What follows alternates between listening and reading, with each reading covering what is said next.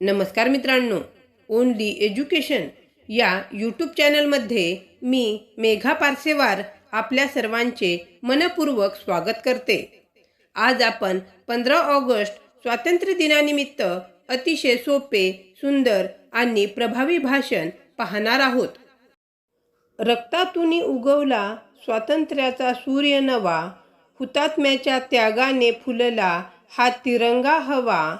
साखळदंड तुटले सारे, मुक्त झाली ही धरा, अभिमानाने गाऊ आता जय हिंद हाच नारा।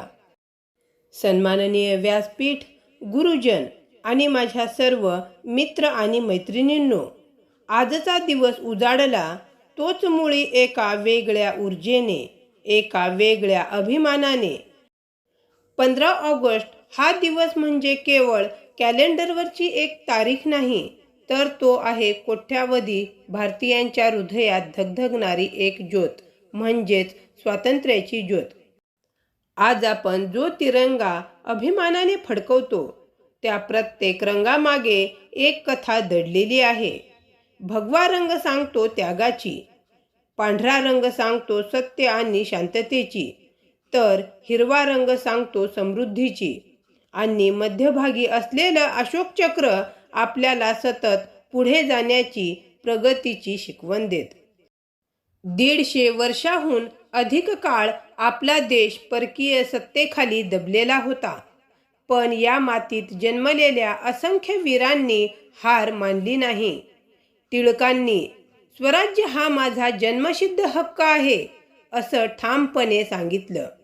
गांधीजींनी सत्य आणि अहिंसेच्या मार्गाने संपूर्ण जनतेला एकत्र आणलं, तर चंद्रशेखर आझाद, भगतसिंग यांच्यासारख्या तरुणांनी क्रांतीची मशाल पेटवली।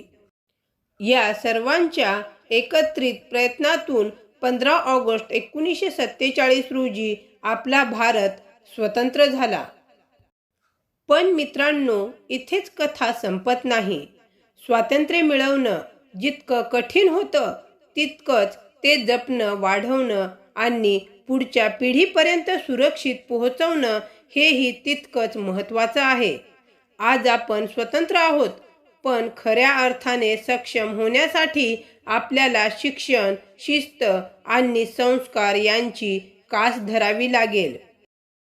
छोट्या छोट्या गोष्टींमधून आपण देशसेवा करू शकतो।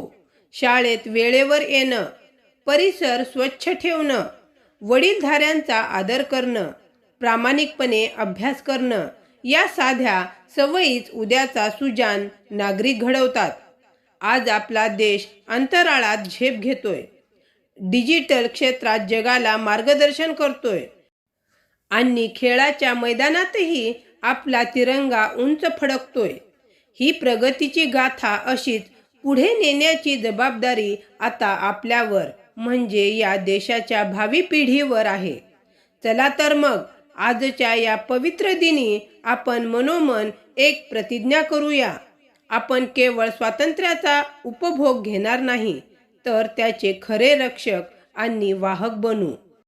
शेवटी एवढंच सांगते, मान वाढवू या देशाचा, कर्तृत्वाने नवा इतिहास घडवू, तिरंग्याच्या साक्षीने प्रगतीचा नवा मार्ग रचू। एवढे बोलून मी माझे छोटेसे भाषण संपवते। जय हिंद, जय महाराष्ट्र।